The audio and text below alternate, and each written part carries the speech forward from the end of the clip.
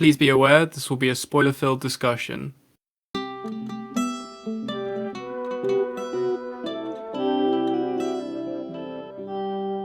Hello, and welcome to the Minority Arts Appreciation Society, where we're ticking all the boxes. I'm Mattie, and I lead the film discussions. I'm Josh, and I lead the music discussions. And today, what are we talking about? We're talking about two accidental Spanish Netflix releases. So are they both from the country of Spain? They are both in the country of Spain. One of them might not be set in the. Actually, it's probably set. Who knows? Who knows? Well, yeah, we're talking about a couple of films, quote unquote, dumped on Netflix. Because I have no prejudice to films dumped on Netflix. There are some films with really genuine vision and care put into them that are put there, and I really don't want to criticize them. Yeah. Did you know that in 2018, Netflix distributed the most films of any company? It's like impossible to just say Netflix films are bad because it's just like too many films. I think because of A24. A24 have done a lot of good. But also people have this weird view of production companies now and as like involved in the art, which they definitely are to some extent. But yeah, so Netflix doesn't make Netflix films is what I'm trying to say, and we shouldn't give them less of a chance. I think a similar thing happened with Miramax and the evil man who was the Miramax man. What's his name again? Harvey Weinstein. Harvey Weinstein. Well, like Miramax in the 90s was A24 of the 90s. Like they did all the Tarantino films. They were where you went to for cool artsy progressive stuff. So Yeah. I think this is an interesting conversation to have, but obviously not having it today. But yeah, production companies don't make movies. Yeah, exactly. A24 is not the reason Hereditary exists. Anyway, me and Josh were just talking about a great new little Netflix ditty that we have both seen only the first episode of. What is that show, Josh? It's not called Adventure Time, that's for sure. I shouldn't have asked the worst name person ever. It's called The Midnight Gospel. It's called Midnight Gospel. So consider this a review of episode 1, first impressions. We've both seen episode 1. Who's going first? Fight! I want to go first. All right. Well, all right, Josh. All right. We are a podcast, and this show is about a podcaster. So already relatable bros. Content. We're bros. And also, I really appreciate how this show is just formatted like a podcast, but also there's like high concept sci-fi stuff happening. Hilarious. It kind of reminds me of the Rick and Morty episodes, Interdimensional Cables, where it was very improvisational, very natural. The best episodes of the show. And yeah, I adored this. How are you? How did you feel? Yeah, I thought it was amazing. I was saying to Josh, a friend of ours recommended this to me, which is like it's pretty good. But I was pretty skeptical because Netflix, Josh said, was trying to hit those big mouth numbers and be all crass and shocking. Like if you've seen the Big Mouth trailer and this trailer, they're actually really, really similar. Loads of like violence, things like that. But all of that stuff is a backdrop to this really thoughtful. Obviously, I've only seen the first episode. This really thoughtful conversation. But then again, everything in the backdrop is really entertaining and also just visually stunning. Yeah. It reminded me a lot of Edgar Wright's style of humor. Of just like the world is just inherently funny. Scott Pilgrim, one of my favorite films of all time, a masterpiece, builds a world that is inherently funny. Like just being in that world and looking around is hilarious. And like this show does a similar thing. Yeah, I think one thing with that's so Edgar Wright about this is everything has a detail to it. Like there is a moment where to describe the characters, there is the consistent character who enters these simulations, and he links up with the President of the United States, quote unquote, in this episode, and the President of the United States is much smaller than him, and they're in a mall at one point, and he puts him in a baby bag. He also sticks a load of like baked goods in the baby bag, and the president's in this for like a good 5 minutes of screen time, and obviously you forget all about those baked goods that he puts in the baby bag. But at one point, the president cuts himself out, and all of the baked goods fall out, and it's just such a wonderful, whimsical detail. Throughout watching this, I was, like you said, all these details, animation details. I was so confused as to like how this was made, because I know for a fact this wasn't a damn script. I know they just put two people in a room and had them talk to each other like a podcast. So I don't know how the animators told them, okay, at this point you have to work into your dialogue at a specific moment, something about being bit, or because there are so many moments where they break out the conversation and like refer to things happening in the world. And I can't imagine how confusing that must have been to direct. I have no idea how they pulled that off, honestly. I love things like this with animation because I think it really highlights the things you can do with the medium. We live in the age of illumination entertainment, which just nothing about that film other than like using its creative license of surrealism uses nothing of animation to its advantage. I think other than films like Spider-Man Into the Spider-Verse and like the Lego movie, coincidentally same director as you know, which you know, constantly use animation to awe you and make you laugh. I feel like really where animation is shining right now is TV. There's obviously garbage like Big Mouth, but there's great stuff like all the stuff Cartoon Network has done. Josh, I know you're a huge fan of all that. Over the Garden Wall is amazing. Obviously Adventure Time, same creator, very good show. Steven Universe, absolutely fantastic. And over on Disney you got Gravity Falls, which is one of my favorite shows. Like animation's been popping off on telly. Yeah, so I guess just from both of us, check it out. And one thing before we move on to the actual episode, as a Richard Linklater fan, this show is just written. It's just the irreverent cartoon Linklater style comedy I've always wanted. Like it very much has a similar vibe to like Waking Life or the Before films, where there is like a plot, but most of it is actors riffing off of each other and just like talking about philosophy and life and in a very lighthearted way. And I really adore that structure of exploring characters, but going as naturalistic as possible. And I love how candid these characters are with each other and their thoughts of what each other has to say as well. Like one of the characters lamenting about his struggles with mindfulness, and the other characters kind of picking apart all of his whims and things like that. And it's just so wonderful. And turning two real people into wonderfully into characters means they're so already wonderfully fleshed out. It's great. Fun fact: the guy who voices the main character was on the Joe Rogan show twice. So am I saying this is the Joe Rogan show but good? Maybe. So that brings us on to our film discussion. Before we start with, we got some good Spanish boys here. No, we don't. We got some good Spanish boys. What are we starting? Okay, so I think we should start with The Silence of the Marsh because I don't want to talk about this film because I think it's the worst film I've ever seen, and it made me feel so bad for thinking that Netflix films could ever have credit, and I take back everything I said in the introduction. Okay. Because, well, actually, no, let me correct you. It's called El Silencio del... I'm joking. No, oh god, this film sucked the life out of me. I have prided myself for years on my ability to give many things a chance. Josh knows this. I think my favorite thing about this film is I feel like you feel you're in prison. This is such a Mattie film through and through. But just like does everything wrong. Yeah, I know, because there are so many moments wrong.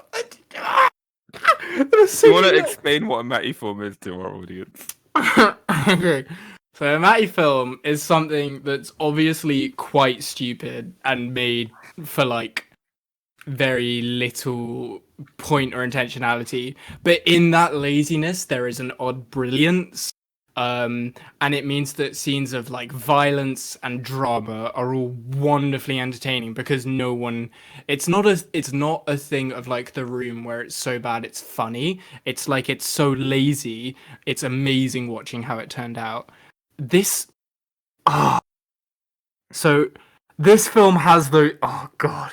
This film has those moments of like, oh, this could be like, you know, watching how someone who doesn't care does this. But this film is so boring. I feel like the director. This is the saddest type of film because I feel like the director really had a vision, but it is the most boring vision I've ever seen. So all those moments of like things becoming weirdly experimental by accident are completely washed out because this director said no, this will be bland. This will be true to life. In response to what you're saying, one thing that really pissed me off about this film is how okay, Netflix, and this is gonna be the same for platform. Netflix have a marketing strategy where they really like to push films that are like snappy one-liner conceptual films. So platform, it's like dudes stuck on a platform, high and concept. they drop food, and it's like and stuff like Bird Box, where it's like if you talk you die, or whatever. I don't know. I haven't seen Bird Box. I guess if you see the monster you die. And this one, it's like novelist writes about crime and becomes the crime he writes about. Like, and you know the supposed plot of this film is, you know, a quote unquote a successful cold-blooded crime novelist gets involved in kidnapping case. You know, while he's living out the book. So I'm going into this thinking, all right, we're gonna get some crazy shit. We're gonna get some. Did you see Nocturnal Animals?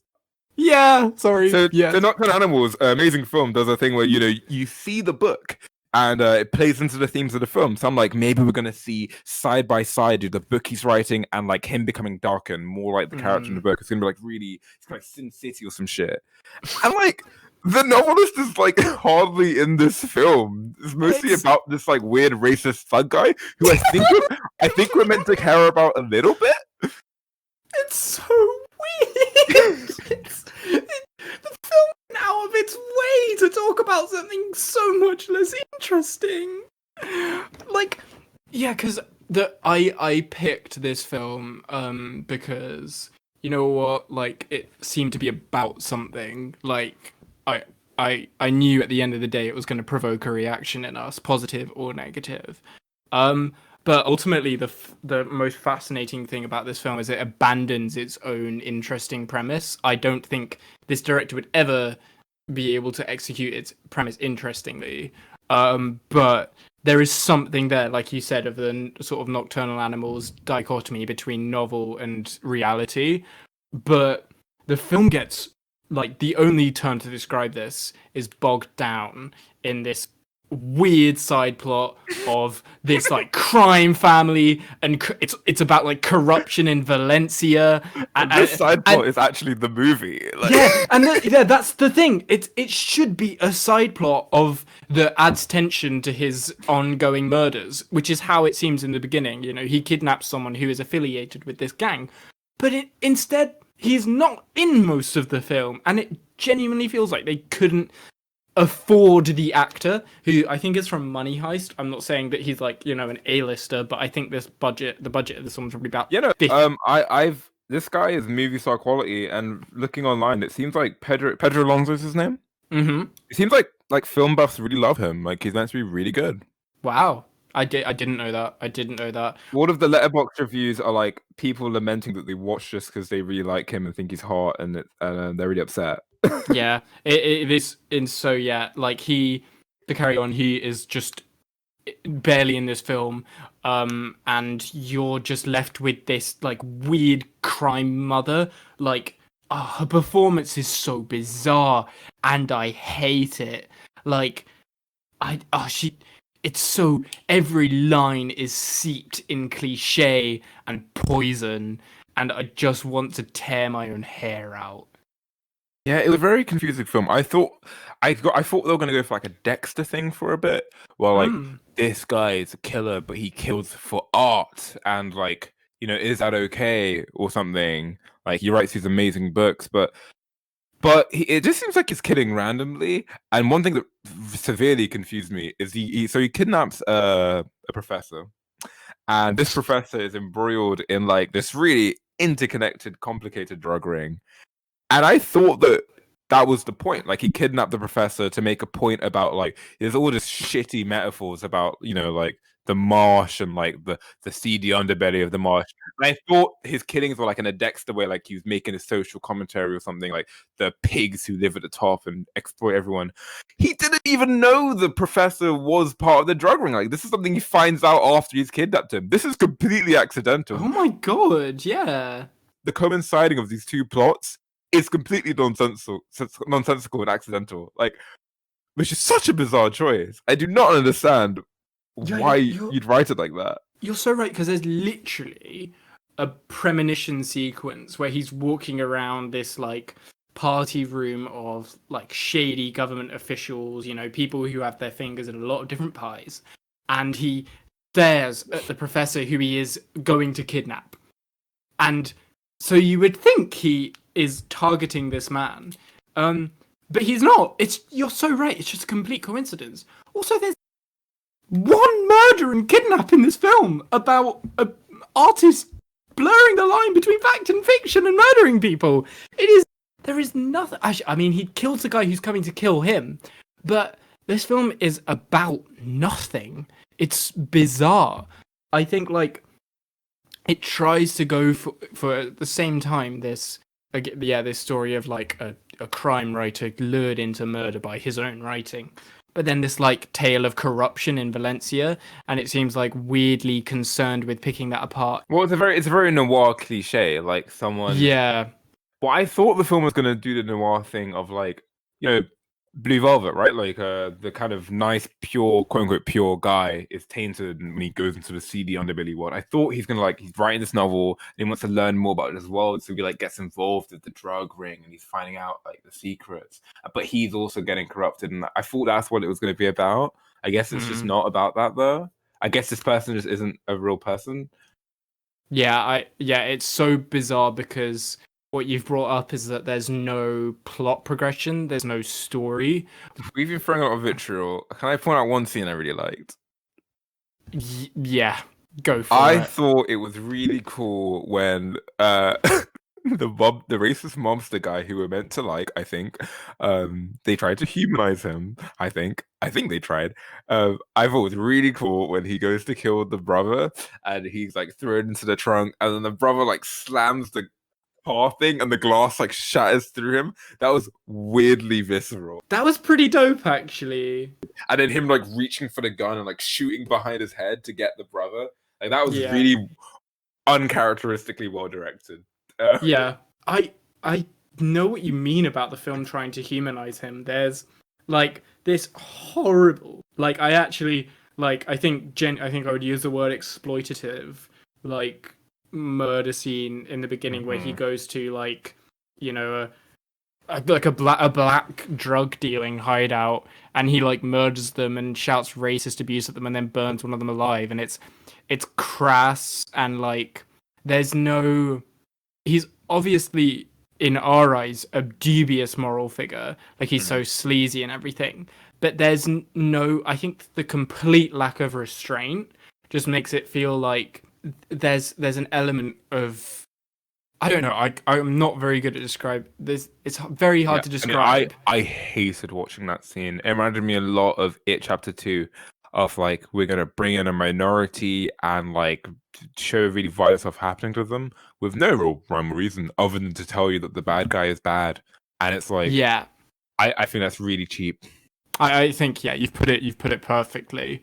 But you're right, it kind of goes into this like weird, like, oh, he wants to just get money and settle down, and then in the final conflict between him and the murderous novel writer, we're shown the conflict from this drug dealer or this gangster's eyes, sort of putting the sympathy on him. And when he's murdered, it's the camera work and everything works together to show it as a horrible moment, and that's terrible. This isn't Sam Rockwell in 3 Billboards. like who can be redeemed. Perfect comparison. Perfect comparison. It's not about whether or not these people are redeemable. Like, I don't think films are as black and white as like maybe we should like racist or something. I think it's about writing real people and characters you care about. Spike Lee does this really well in Do the Right Thing. Mhm. Some of the most lovable racist characters in that film. I was very shocked. And yeah, Sam Rockwell on Three Billboards, one of my favorite performances of the decade. And yeah, I mean, there's no point where he says, "I realize that black people aren't that bad." Like he is a shit person, but he's real and like it's compelling. In this film, they Yeah. have this awful scene where he's like, "How did you get that scar?" And he's like, "My dad drunk and he hit me." And it's like, am I meant to feel bad for him in this moment? It's so cliche and like forced and cardboard and blah. Real is the I think the best way to put it. Before we get too much down the wormhole of this character they spend a weird amount of time on, this film He's goes the, down he's the the main wormhole. character. He is the main character. He is. This isn't a wormhole because this film is a wormhole of passion. This is. I hate this. This is one of the worst things I've ever seen. Right. I think we've given this film 20 minutes longer than it deserves. Oh, I hate myself. I hate myself. Would you recommend this film? I'm so tempted to just say, "Fuck it, go watch it." This is one of the awful film. No, I'm kidding. I'm not gonna give this like an irony recommend. It's not so bad. It's good. It's not really that funny. Talking about it, we had some fun, but it isn't fun to watch. It's just boring, bland, uninspired, bafflingly boring. Yeah, of course. I don't give this a recommend. This is. I think I've made this clear. This is the worst film we've reviewed on the podcast. Again, it is technically fine in terms of this looks fine. I mean, it's ugly, but it is in focus. It does not look cheap. But I think there is so much more to film than that. I think the word that kept popping into my mind when I watched this was flavor. For some reason, I kept thinking there is no element where I feel like a human being was making this and went, it should be presented like this. I feel like everything was done where they just showed it and a robot cranked this out. And I hate that so much. It was so painful to watch. After the first 10 minutes, I realized what it was and I wanted to turn it off. So I give this the absolute lowest of not recommends. Yeah, I still think the first film we reviewed, Velvet Bustle, is a worse than this. Oh, That one's but that one's God. so bad that it does become a bit enjoyable. So that's a better film in a weird way. But I think technically that is a bigger failure. But in a weird way, it was more ambitious. Actually, okay, I'm having a moment. This film is redefining what a bad film is for me. I had the exact same thing when I watched this. I was like, okay, I've defended to an extent competency of like if you're not trying that much, you just kind of do your thing and you get out and you don't leave that much of a painful mark, then I won't hate you. Like I'll just forget about you. This film changed that for me. This was the moment where I went, I would rather watch Velvet Buzzsaw than this. All right. You know what? You've convinced me. I've convinced me. Yeah, this is worse than Velvet Buzzsaw. At least that was like had funny, terrible moments and like way more ambition. Like I highly respect the film that tries to do the art is the killer, just art itself. That is too entertaining. Whereas this just dashes away a very interesting premise for just a very dull story about a racist thug trying to find peace. Fucking hell. What an odd film. Okay. All right. Let's keep it going. El Hoyo! Okay. Next up we're talking about a film that I had a lot more fun with. I think. I fucking love this film. You know, I don't think it's a masterpiece, but I had such a good time with it. It is such a wild ride. It's called The Platform, by the way. Me shouting or El Hoyo. I hope that didn't confuse people.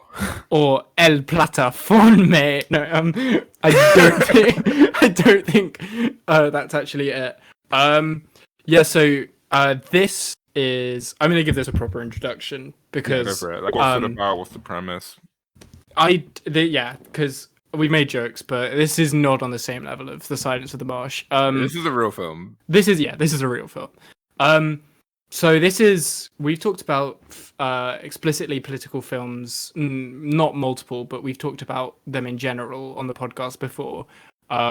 Films that have something they're very clearly trying to say, and that we don't believe there's anything wrong with that. I think we've said in film discussion circles there can be this obsession around open-endedness and not forcing a message down your throat, quote unquote.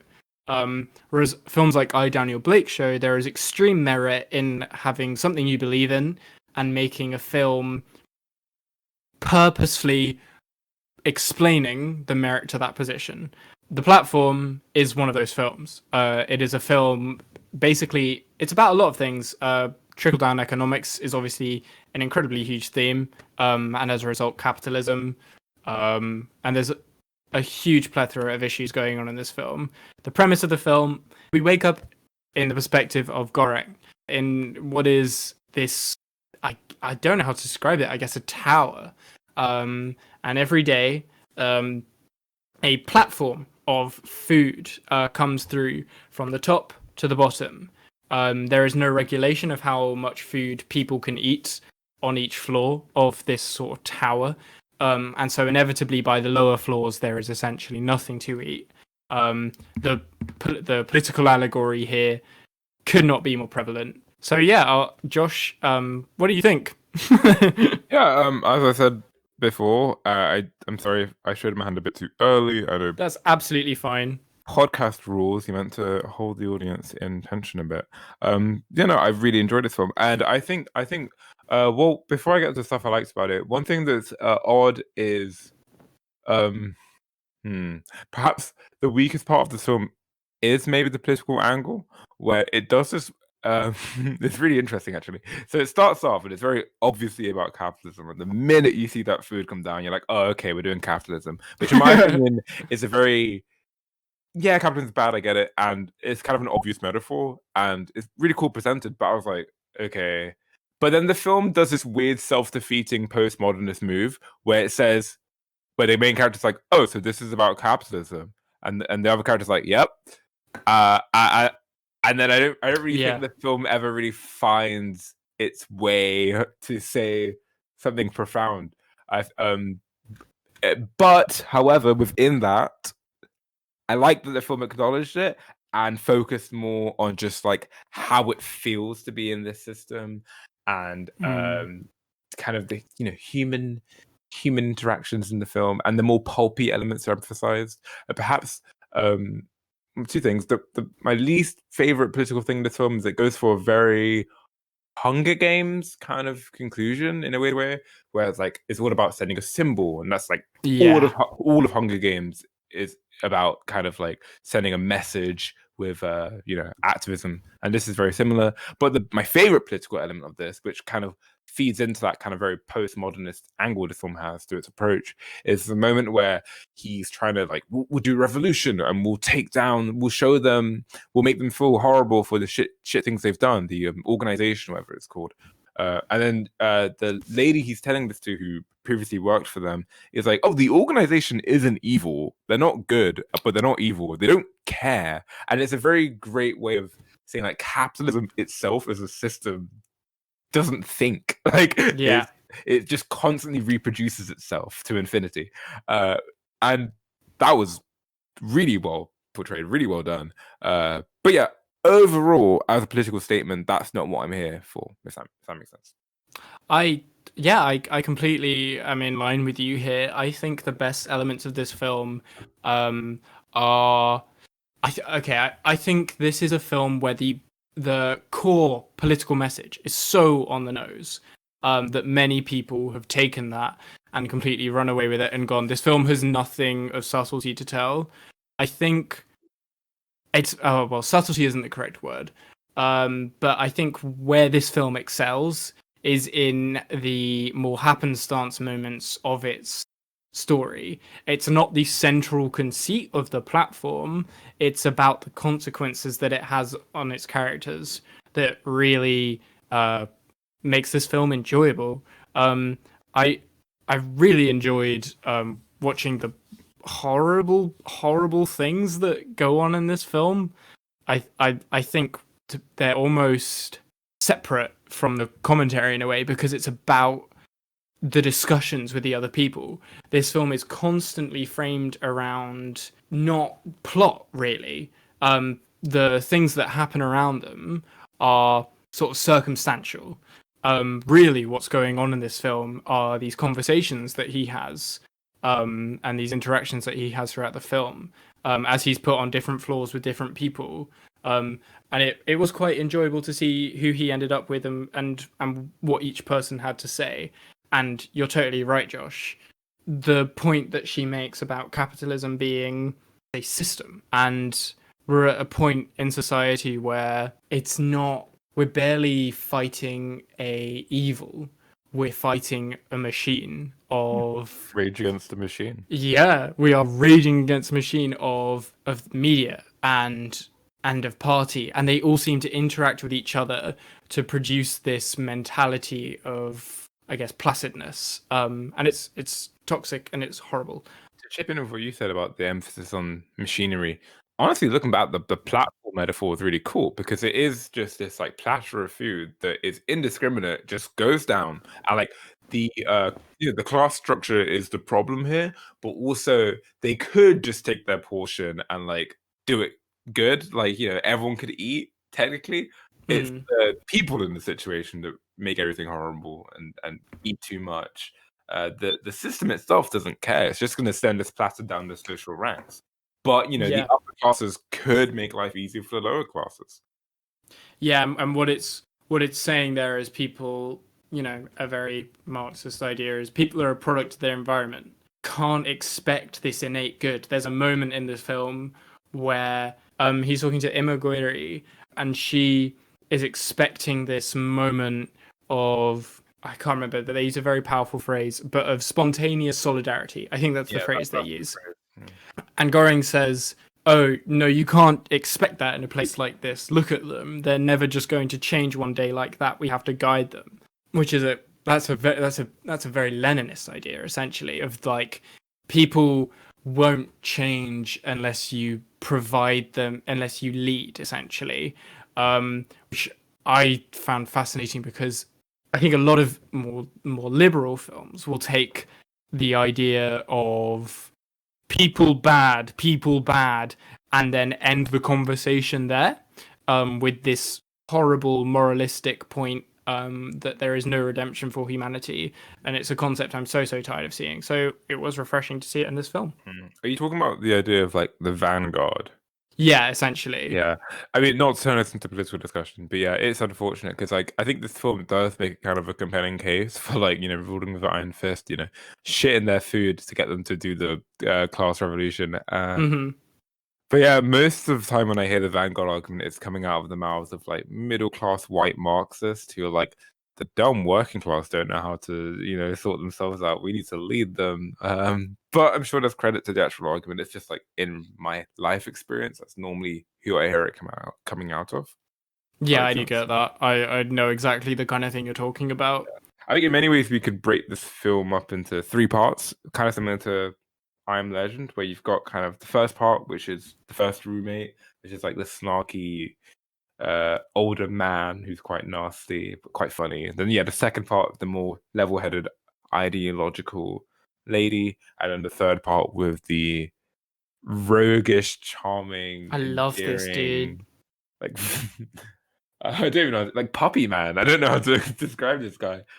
I think firstly, to talk about the idea of the film having this overall structure as well, I think it's an incredible. I'm praising this film a lot. I don't think this is God's gift to cinema, but I think the centering it around just a three-act structure, what that does is create this very powerful sense of progression for this character.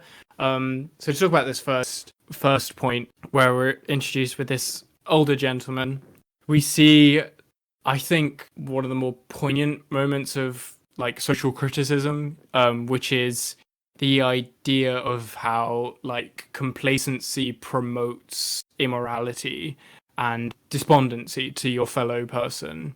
Um, and so, yeah, we see like this old bitter old man constantly say things like, "Oh, I'll piss on them."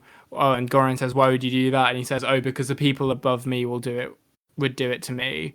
Um, Yeah, I think the first thing that struck me with this kind of the opening sequences of this film, the interaction with this man, is this isn't sadly this isn't written by a Linklater, so these conversations aren't super interesting in terms of like intellectually, they're not like riveting. But the charisma, man, the charisma's really there. And like my problem with lots of Netflix films is you do get like this kind of there's a cool concept, but it's a bit hollow, and all the characters like weird cardboard people. Like you watched The Circle recently. Was it The Circle? oh my god, yeah, it was a Yeah, and I circle. imagine that was very weird cardboard people in an interesting concept. Yeah, yeah, yeah, Um, yeah. I was just super relieved at the start of this film where the old guy is really funny, really charismatic, and the protagonist isn't just like, I am good man. He's really interesting and really funny, and like I like how he's constantly chastised for bringing a book in. And he's a bit like pretentious, and I Yeah. love the main character. I love spending time with him. I really appreciate that element of the film. There's something about him. I mean, he does literally philosophize in this film, but there's something so classically philosophical about him, like his look, and just the way he speaks. He's so like, kind of reminds me of Say what you mean. He looks like Oliver Thorne. Subconsciously, I knew that's what I was saying. He also reminds me, like, in his like more darker and broken moments, it's reminiscent of who's the philosopher that like was just disgusting and did the featherless biped thing. Oh, Diogenes.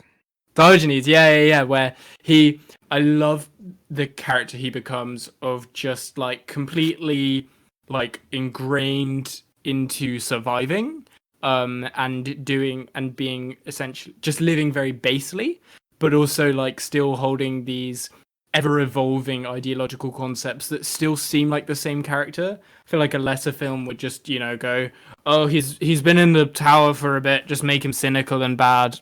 End of, you know? Yeah, it never feels like he stops being him. Like he's very clearly broken by the end of this film, Yeah. but it felt very natural of a progression, and I really liked that his character remained likable throughout the whole film without being infallible. Like it wasn't like a kind of Mary Sue situation with him. Um, and I love how his dynamic was different with every character in the film. Like with the old man, he played kind of the naive figure. Then with the lady, he played a pragmatist role, and then with the ending with the swashbuckling, cheery fellow at the end, he plays the kind of grounded, more cynical role. And I love how it really his character never changes, but by putting him against these strong personalities, he gets to explore so many angles of him. It's surprisingly nuanced for what essentially is a pulpy film. And I adore in the opposite fashion of the end of the last film. I adore how this film ends. I don't think it claims to have solved capitalism. I think it explores those emotions, but yeah, it ends quite ambiguously. And I really love it ending with him just walking off with his imaginary dead friend from the beginning of the film, laughing together Yeah. into the darkness. It was almost, it was very like Samuel Beckett kind of, that kind of like theater vibe. It felt very much like a stage play. This This film, would make a good stage play. yeah. It's an oddly sweet ending, and I think what I liked about it is as well is as the film grew on, it became less entranced with its political messaging and it became more emotional. Because I have less of a problem with the send a message narrative, although politically, I, that's not my philosophy at all. But what that feels like to me in this film is the character being beaten down to the point of it where he's like there is like where he is aware there is nothing left to do but send this essentially hopeless futile last gesture. It felt very organic in the film's world by this point, and I really liked how the film progressed from this grand political statement to a lot more base sense of survival and humanity. I appreciate that this film doesn't. It's very postmodern in the sense that it doesn't say I have all the answers. It just goes through the feelings of this horrible situation. Yeah, awesome. So would you recommend it? Definitely. Yeah, I'd give this a strong, decent recommend. I think this is a really, really great time. I love that it lets itself have fun, even though it's dealing with a serious subject matter. In being so sci-fi and cold and distant, it can just have fun with the violence. There's a great like montage sequence of them descending through each floor and like brutalizing everyone who tries to steal the food. It's so fun. There's a particular moment where he just hits her on the top of the head with a pipe, and her skull just collapses. And it's like funny. This is the pulpy film with a heart that I've really been wanting. So I really like this film. Strong, decent recommend. I'd give this a decent recommend. I don't think I got quite as much of it out of Josh, but I, to be honest, do agree with everything he said. I don't really have much more to add. Just check it out. Like, it's what I hoped a Netflix film would be when I picked this discussion. Something you just throw on. It's good. It's satisfying. It has vision, and you're done. What albums are we talking about next week? So next week we're closing out the dark fantasy era period of Kanye with Yeezus. We're doing Yeezus, and it's going to be exciting, explosive, charged. But yeah, thanks very much for listening. If you're listening on YouTube, if you could give us a like and subscribe if you enjoyed the episode, that'd be great. Just keep up with all our new content. If you're listening on Spotify or Google Podcasts, follow us. All our episodes are out every week on Tuesday. And to keep up to date with forthcoming episodes, follow our Instagram and Twitter at Minority Arts Podcast for wacky hijinks. Thanks very much for listening. Goodbye. Oh, goodbye, everyone. Don't. In a way,